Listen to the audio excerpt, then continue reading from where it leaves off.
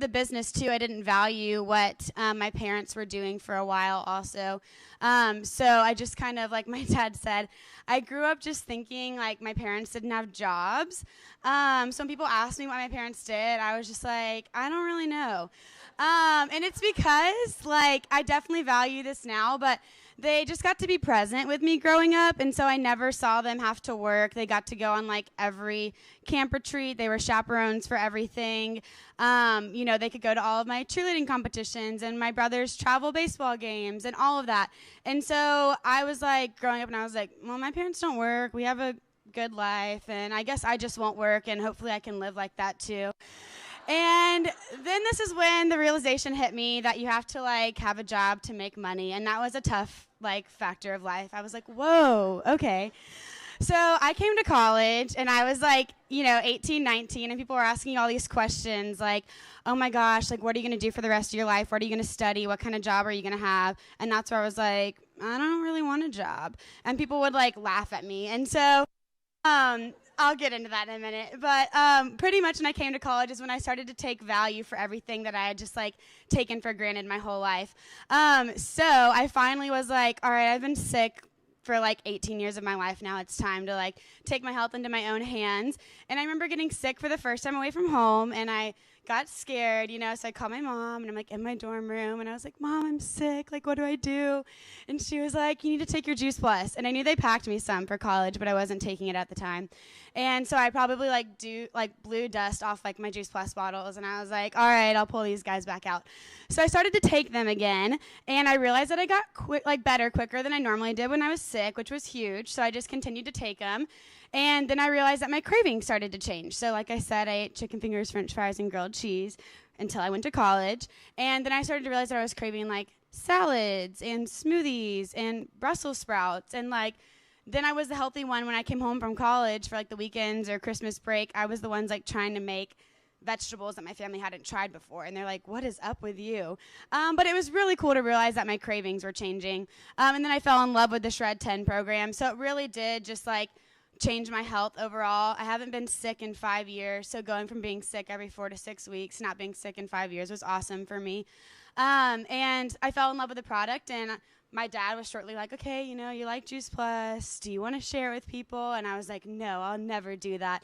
That's what you do, and like I was just not a fan of it. But all right, so then I'm getting asked all these questions, like, what am I going to do? And I'm like, I have no idea. I don't want a job.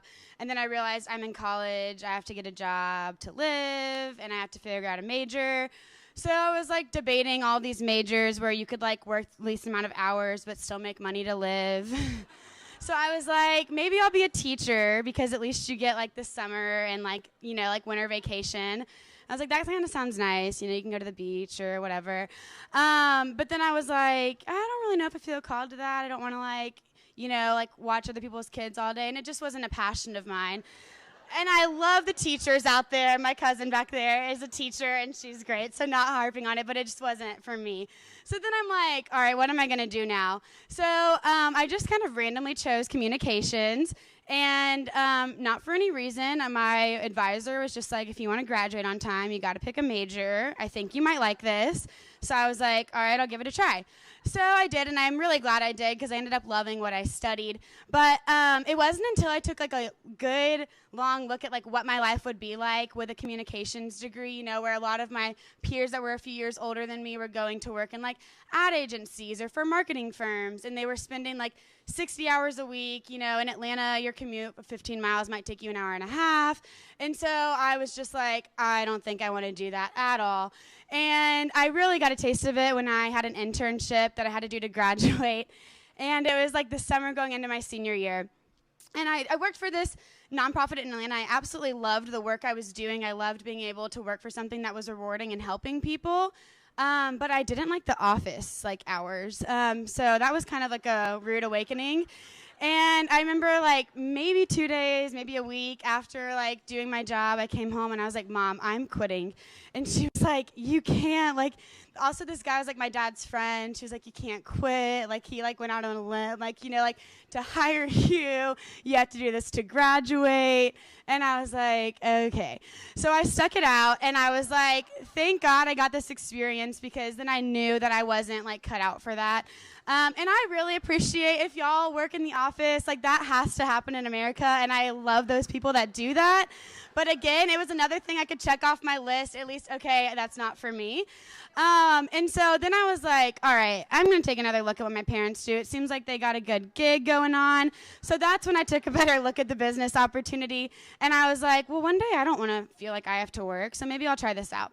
And I'm really thankful I did. So I started my business while I was in college, probably like after my second year. So I kind of did it for 2 years. And it was really cool to work super part-time and make like a great income in college. I remember the first time I got a check with a comma in it when I got to sales coordinator, I guess. And me and my dad did like the math, because he was the math dude that knew all the answers to the problems. And I had the questions like, how did you get that? But we figured it out, and I would have had to work like over 200 hours in like an on-campus job to get paid like that much money. And I was working super part-time. So I was like, this is a good thing. So I kept up with it, and I'm super thankful I did. So like I said, I love social media. It's probably how I've built about 90% of my business, and I'm excited to share that with you guys.